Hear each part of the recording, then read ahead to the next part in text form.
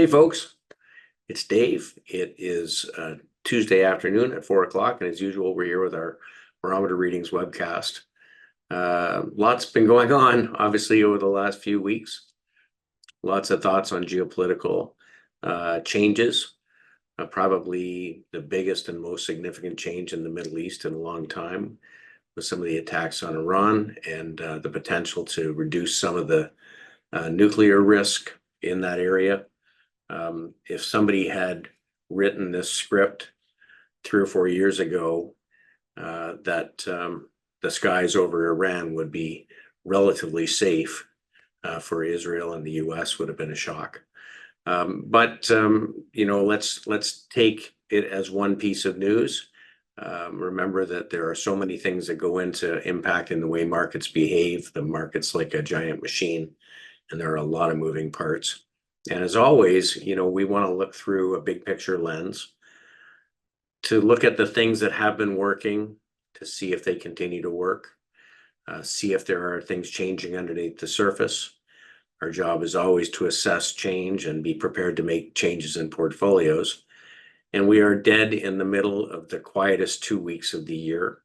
Last 2 weeks of June, outside of the middle 2 weeks of October, are the weakest 2 weeks of the year, and frankly, market's been behaving remarkably well. So let's just sort of off the top take a quick run through some of the macro factors.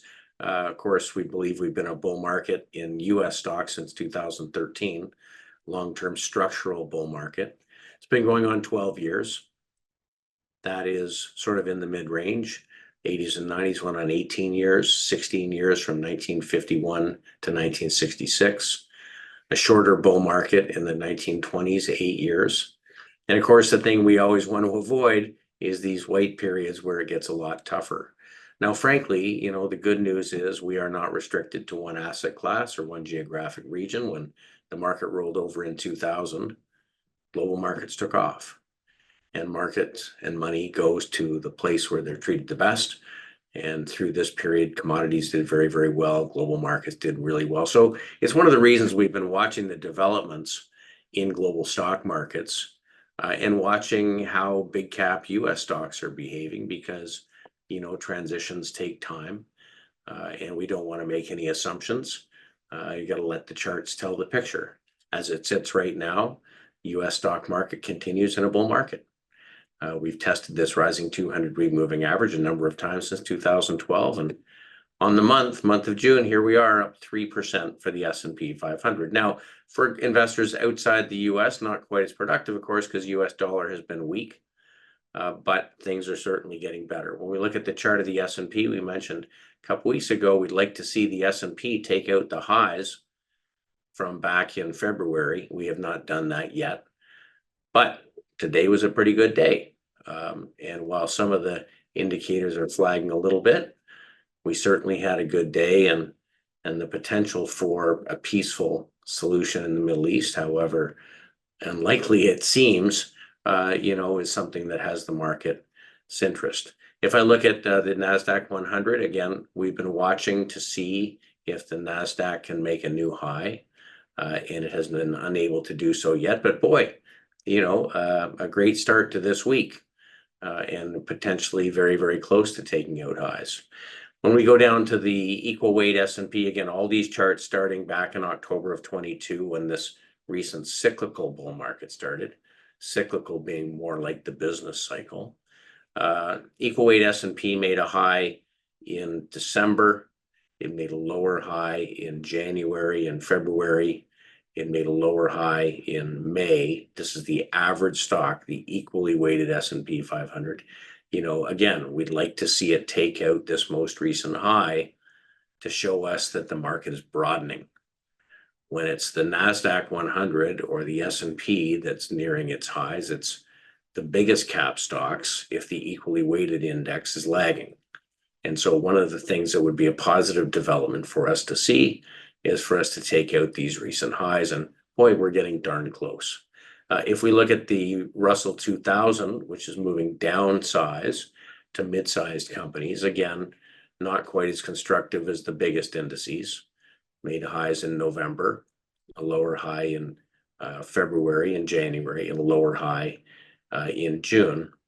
So again, we'll see if we can get back up through that 200-day moving average, and that's something certainly to watch.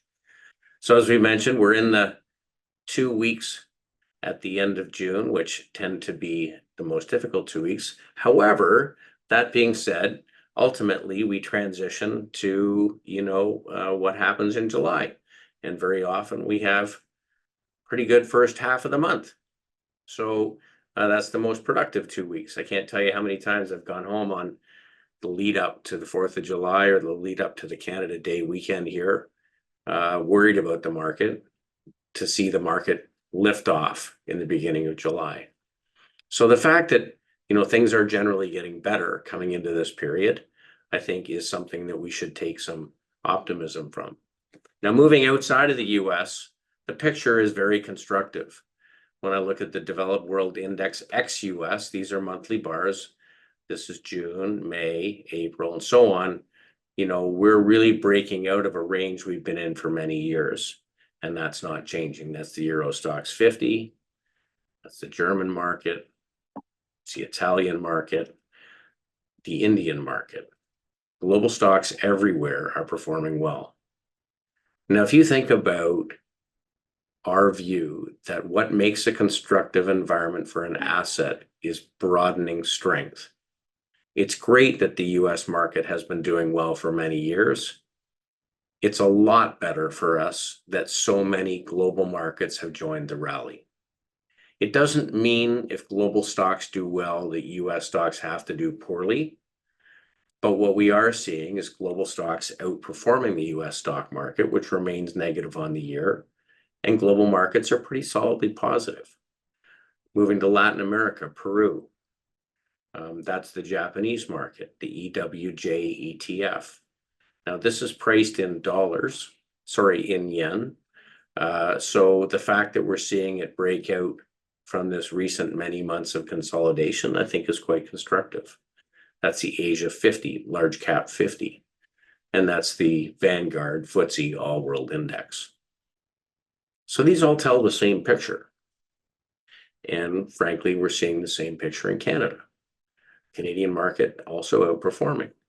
Now, we've talked about multiples and the fact that global multiples of earnings, or the valuations, are much cheaper than US stocks. In fact, it's about as big a gap as we've seen since the late 1990s. And that's another reason that we say, well, if the markets are breaking out and they're outperforming, it's a possibility that this gap can close. When we look at the amount of annual volatility, the All World Index over the last 2 years has pretty consistently had lower volatility. And if money starts to shift from global investors being heavily focused in the US to their home markets, we can see that global investors own $24 trillion more of US assets than US investors do. So there's a lot of money that could go out the door. So some great performing stocks in the US, some great performing stocks in Canada, some great performing stocks around the world. There's lots of opportunities. And of course, we've been trying to take advantage of some of those outside the US because we're seeing this relative return shift. Now, I spent last week in Calgary. I met with a whole pile of investors and some financial advisors, many of whom are looking for solutions as to what to use to get this global exposure. Some will use ETFs. As you know, we've talked a little bit about the global fund that we built, 80 companies, 40 value, 40 relative strength leaders. And it continues to perform really well, but I think it's very early days, whether it's family offices or institutions or individuals, many are just starting to search out what their solution may be.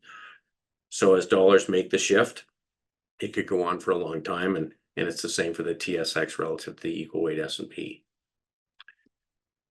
So part of this motivation continues to be the weakening US dollar. This is US dollar versus the basket of world currencies. This is as of, 350 this afternoon.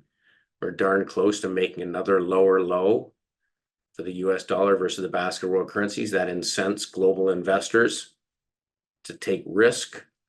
It also tells us how people are feeling about the US dollar as being a safe haven. You know, we had war this week and no big lift in the US dollar. Euro's pretty strong. We're making new highs going back to 2021, and we clearly have changed trend. Pound sterling, you know, that's 5 months in a row up versus the US dollar. And our lowly Canadian dollar, frankly, you know, has changing trend versus US dollar. So something to keep in mind. We think that's a big moving part. When markets go through shifts, it doesn't happen from a Friday to a Monday. It takes months and years. But this, I think, could be a driving force behind capital flows going forward over the next few years. We've seen the change in interest rates. We've seen this rise in US Treasury bonds. We see the concern that the bond market has for the US budget, the US big beautiful bill.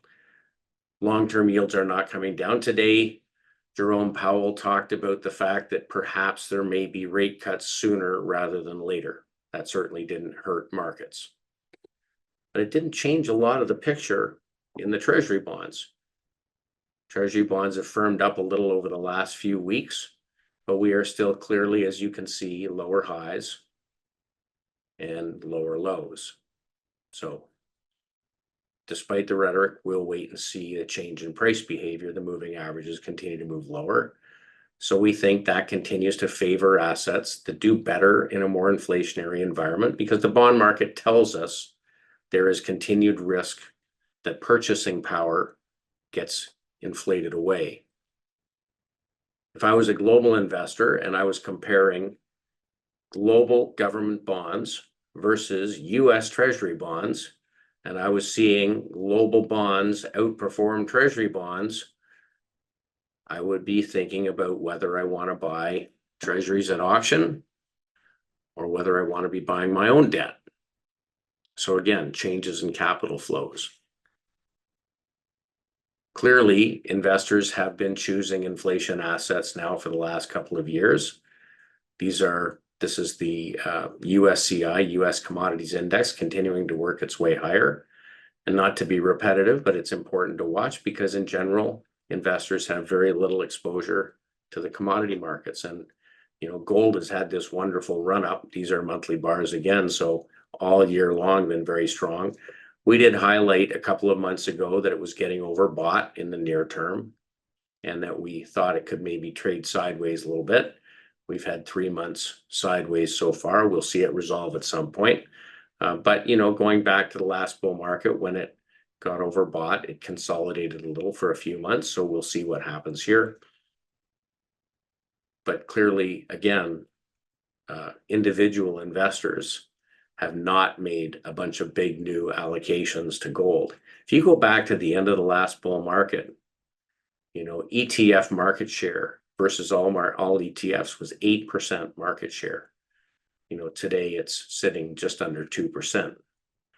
So again, money can shift from one pot to another, and we think there is money shifting from the Treasury bond pot to the gold pot for reserve currencies and reserve assets, and we're relatively early stages.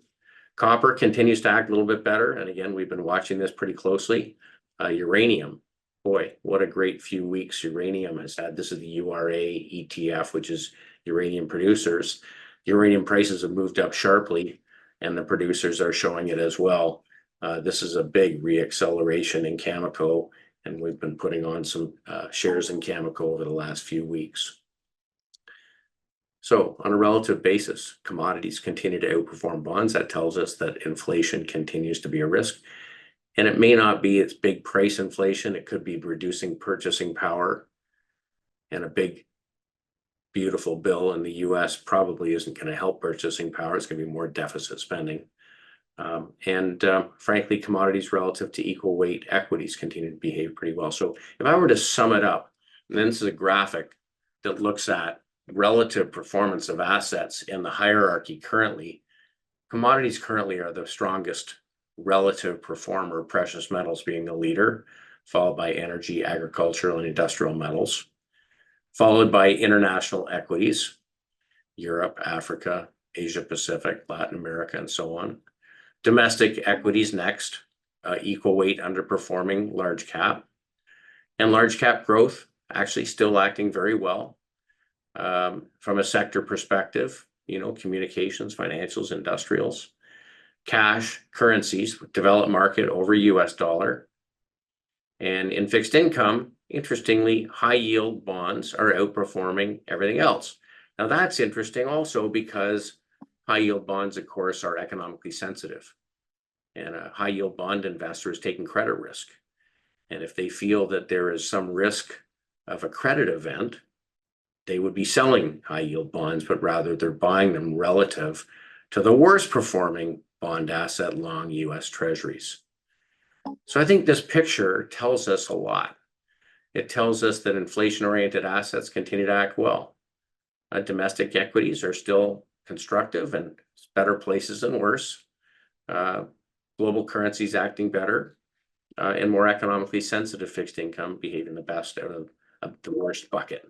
So, of course, we don't have to be everywhere. Our job is to find leadership, and we're always watching for change. We made a few small changes over the last few weeks, which I'll talk about in a moment. In the absence of leadership, we tend to hold cash. We did have some cash in April, but that money, slowly got put back to work as our indicators got better. From a top-down perspective, we're always trying to identify which universes we should focus our investments in. Where is it that we have the wind at our back? Which stores have lineups out the door to buy inventory? There's always some, and we like to talk about those in these meetings. Ideally, we're looking for parts of our investable world that are seeing expanding breadth, where over time, the strongest stocks start doing well first, and then buying spreads to more and more securities until late in advance, everything's performing well. When breadth is expanding, it's much easier to make money. It means money's getting put to work in that neighborhood. Now, once we identify the neighborhoods we want to focus in, we got to find the right stocks.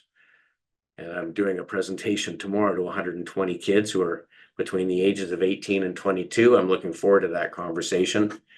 And we were talking today about the different things we want to say. And the thing that we've found most important when we're looking at companies is if you just look through this lens every time, you want to own things that are good to begin with, but getting better, where something's changing for the better. Right? You're not betting on things getting better to survive. They're good to begin with, but we're seeing some underlying change or acceleration take place in their product lineup or their market. So we can find companies that have good balance sheets and income statements, but we're seeing acceleration in the underlying fundamentals and prices that would support that view. Those are the companies we want to own. So good getting better companies and parts of the market that are seeing net inflows. It's what we're testing for every week on these calls, is where our portfolio should live. And then, of course, from time to time, things start to change. And in a certain neighborhood, you might start to see deteriorating breadth, meaning the leaders continue to carry on, but the weaklings start to sell off under the surface. That tells us we should be a little more cautious in that neighborhood.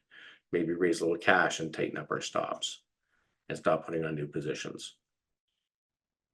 So the big picture from our breadth models continues to be constructive for stocks. Bullish percent, or the percent of stocks in uptrends in Canada for the US universe and for the global universe, continue to be positive. Takeaways, still fewer than 50% of stocks are in uptrends. So you got to be targeted.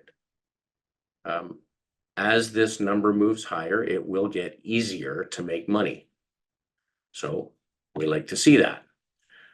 Underlying that main long-term indicator, the percent of stocks trading above their 50-day moving average in Canada is getting better. In the US, I can see that we backed off a little bit this week. Percent of stocks with positive momentum reversed up this week after, let's say, 4 weeks of consolidation, and percent of stocks trading above their 150-day moving average improved. Let's go look to underlying groups. Now, this is going to sound repetitive because the financials continue to be most dominant leadership in the market. These are monthly bars. Now, I want to make a point here.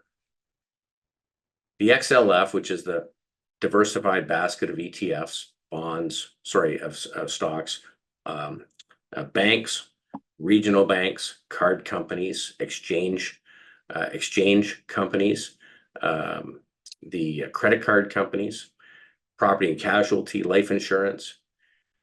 Made a high in 2007, went through the financial crisis, and didn't claw back to make a new high until 2021. So that was the beginning of a new bull market. Then, of course, we went through the tightening cycle, and since well before the tightening cycle ended, they broke out, started moving higher. I was looking at this today. I thought it was interesting. So I always say the leading stock should go down less in a decline and should rally more rapidly. So we get a sell-off like we had over the last couple of weeks. What is it that went right back and made a new high? Just for example, look at JP Morgan. This was the financial crisis for JP Morgan. Much smaller decline. This is when it first made its new high, 2013. 8 years before the universe made new highs. And look what it's done ever since, just slowly worked its way higher. This is the bottom of the market in October of 22. Very quickly going on to make new highs and marching its way higher. Let's look at another example, Fairfax Financial, largest position in the firm. Right, there's a reason we call this a leader. Very shallow decline in the financial crisis. First new high in 2013. Look at this climb since well before the 2020 sell-off, right? Market made a low in October of 22. Fairfax made its low before the end of 2020 and has been marching higher ever since. So I think this is an interesting change this week. This is the IAI ETF. It is the iShares ETF for US broker dealers, Goldman Sachs, Morgan Stanley, Charles Schwab, so on. Blasting off to a new high. So if there's any question as to whether conditions are constructive, the broker dealers should tell us whether we think capital markets are in good shape or not.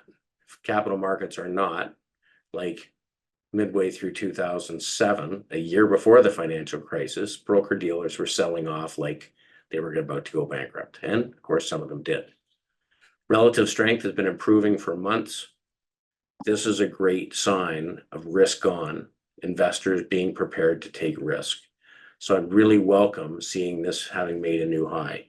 European financials sold off a little bit heading into this conflict with Iran. Again, look at a leader. Banco Santander didn't budge to the downside, very quickly makes a new high. So this is a characteristic that we like to see in our positions, and these are the things I'm going to continue to try and highlight. European financials have just started a new bull market. I wouldn't be too fussed about a week of pullback. They should be used as opportunity to build positions.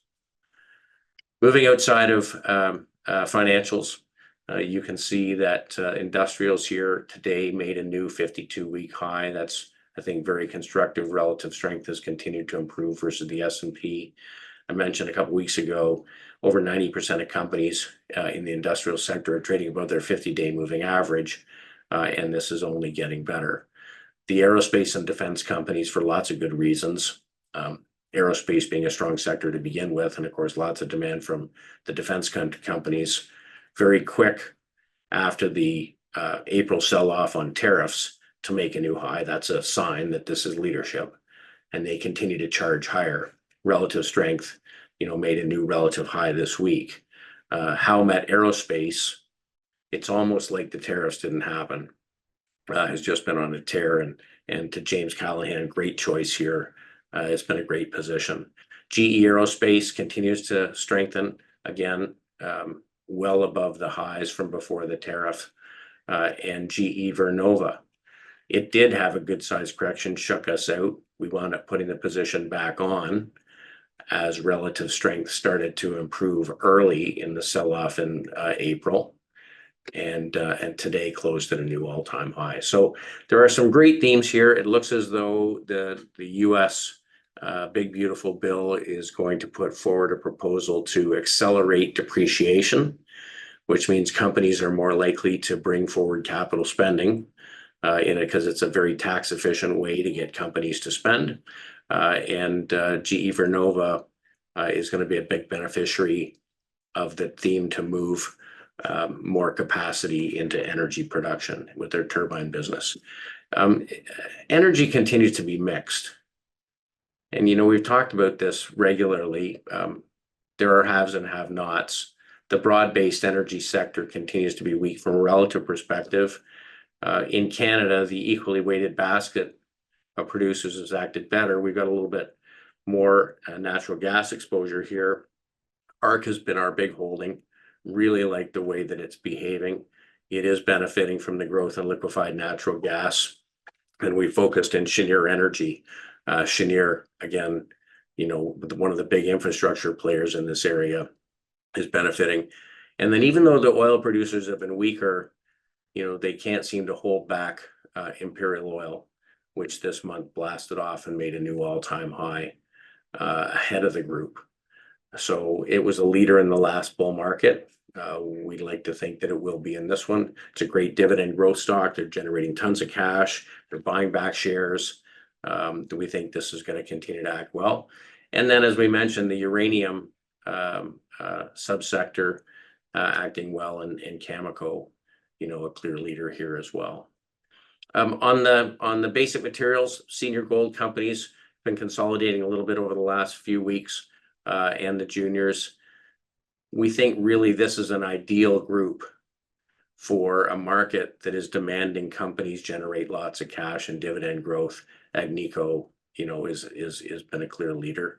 Kinross has been a clear leader, and I think I've duplicated a couple of slides here, but we'll see where things go from there. So the strongest groups have the strongest breadth, and these are the groups that we're trying to focus in. When we look outside of the basic materials, this is Kinross as of today. Actually, not too much of a consolidation here. Relative strength has stayed in pretty well. The communication stocks, this is where we're focused on Netflix and Meta. Relative strength has been slightly stronger over the course of the year. We're very close to making new highs. We haven't made any new investments here recently. We're seeing some improvement, certainly in technology. The XLK made a new high today. I think that's something to cheer about. Nice pickup in relative strength. In particular, we notice that it's the companies that are generating a lot of cash. So this is a TDIV ETF. It's made up of cash-generating tech companies. It's up 10% year to date, much better than the market. They are all companies that are paying dividends and largely have dividend growth. So this is a theme that we've been focused on across the portfolio's dividend growth. In a time when long-term financing costs, long-term debt is costing companies more, we want companies that don't need debt. We talked often about the last time interest rates started to rise in the 1950s and rose for the next 30 years. What led over that 30 years with dividend growth stocks? And this looks like what is happening now. There's leaders and laggards in the tech group. The leaders are the companies generating cash. Look at the way Microsoft very quickly came back and made a new high. Look at how quickly NVIDIA has come back to the highs. We haven't seen it make a new high yet, so we're anxious to see that. But these were two positions that we put back on after the April sell-off. And, the semis did come down and test their long-term moving average, and they're rallying up off that. So we'll see whether that continues. We've added a little more semi exposure this week. On groups that are lagging, no change here. Consumer discretionary continues to be relatively weaker. Price is better, but relative to the rest of the market, underperforming. In particular, the home builders continue to be under pressure. Obviously, financing costs impacting home buyer demand. Consumer staples, I don't know whether this is because of Wegovy and Ozempic, but they are really having a hard time. Nothing to do here. Healthcare made a relative strength new low today and has been in decline since August of last year. Real estate investment trusts, also interest rate sensitive, continues to be weak. So anything that is tightly tied to the bond market appears to continue to underperform. So that raises something that we have moved away from. We reduced our defensive exposure in Hydro One, in TC Energy, and we're in the process of reducing our exposure in Enbridge. You can see in all cases relative strength, even though price is relatively stable, we're seeing a real weakness in relative performance. And that, I think, speaks to the fact that investors look as though they're becoming more offensively positioned and reducing their defensive bent. So what does it all mean? We got a skew to the right-hand side here. If you look at our sector weights as of today, financials continue to be our largest weight. Industrials are growing, and certainly a significant overweight of the market. Energy position is growing. That would reflect our position in Imperial. Our materials continue to be strong. That's uranium and golds. You can see the tech weight has come up about 4% in the last month, but we're still an underweight because there's lots of other things to do, and we think other sectors are maybe less crowded. Communications are performing well. And down here at the bottom, the defensive assets, real estate, cash, utilities, bonds, healthcare, and staples are all significant underweights. So not tons of change here. As far as Global Fund goes, Global Fund continues to perform really, really well. It's up about 34.5% in the time since December 29th, 23, when we launched. Still staying way ahead of the global index, just about 10% ahead over the last 18 months. And that portfolio continues to be very, very well diversified. 80 companies. Some of the companies you'll know, some of the companies you won't. 40 growth companies and 40 value companies, all of them from a high quality bucket, and being supported by the fact that central banks are cutting rates globally. So things that we watch for signs of risk. Volatility is firmly in the middle of this range, despite the fact that we've had fireworks in the Middle East. In a seasonally tough period, the S&P is up 3% in the month of June. And from a breadth perspective, things in general continue to be pretty constructive. So if things get tougher, we will get more defensive. But in the meantime, we're back to pretty fully invested. The pools and funds are performing well. We had a great day today across the board on a positive day. And we look forward to working our way into summer. So with that, let me just take a look and see what questions we may have from today. Dave, stocks like GEV and RTX have extended PE multiples. Have I missed the boat? This is from Dennis. Certainly, Dennis, these companies are more expensive than they were. But I get careful about PEs for a couple of reasons.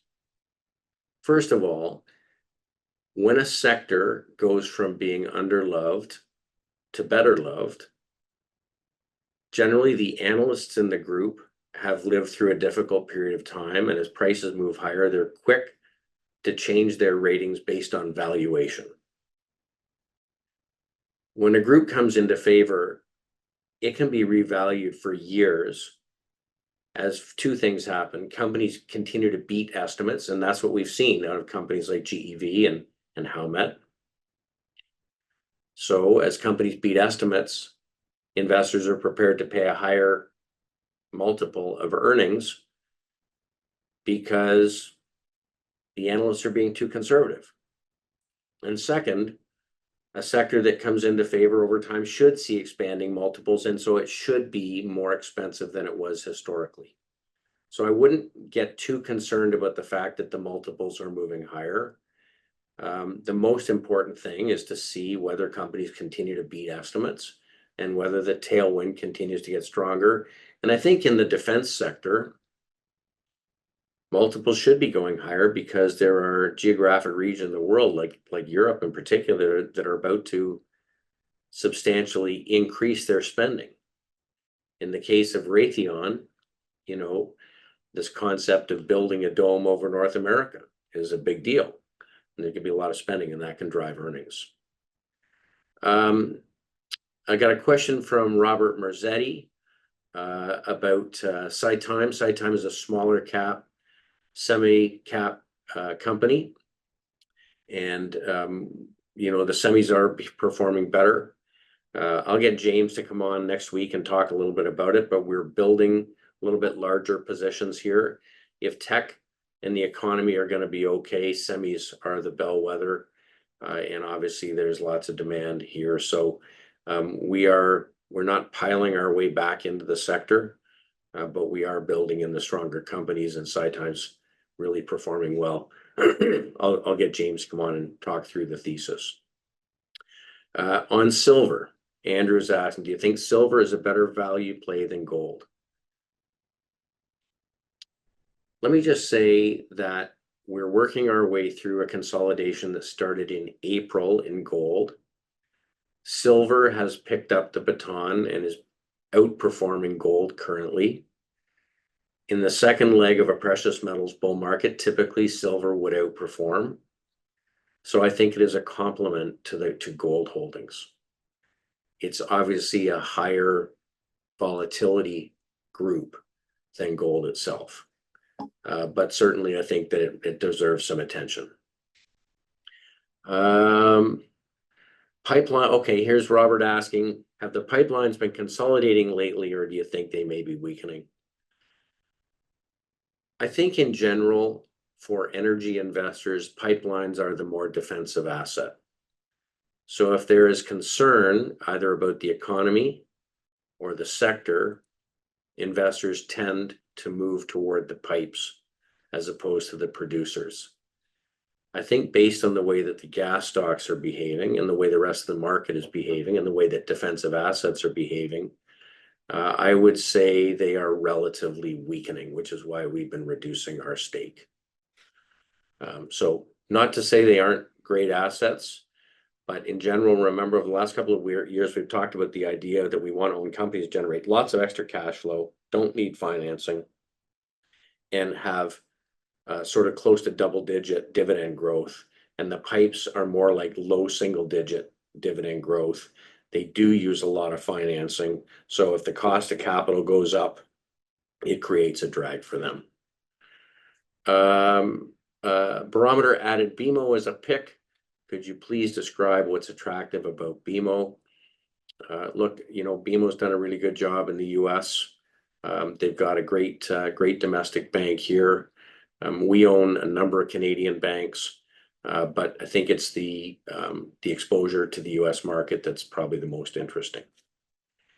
Anonymous. Can we explain why we aren't putting more global stocks into income and equity pools despite the positive disposition toward those markets? Well, for our investors who use pools, we are getting direct exposure to global stocks through our global fund. And the global fund is a public mutual fund. You know, almost any investor could use it. So we're using that for sort of a 10 to 12% weight.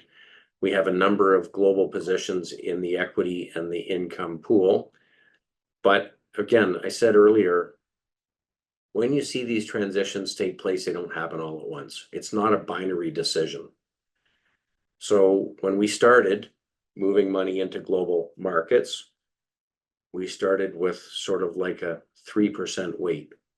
And most accounts now are up to a 10% weight in the global fund and probably another 5 or 7% in global stocks. So that's 16, 17%.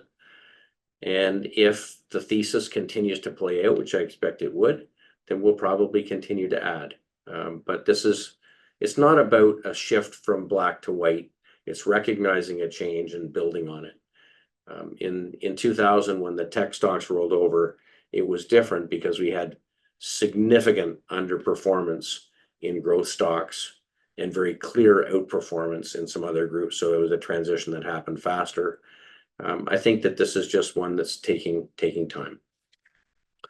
A lot of great companies in both universes, by the way, and you know, great sector exposure, for instance, in financials, which make up global markets, in the Canadian market, which we own a lot of.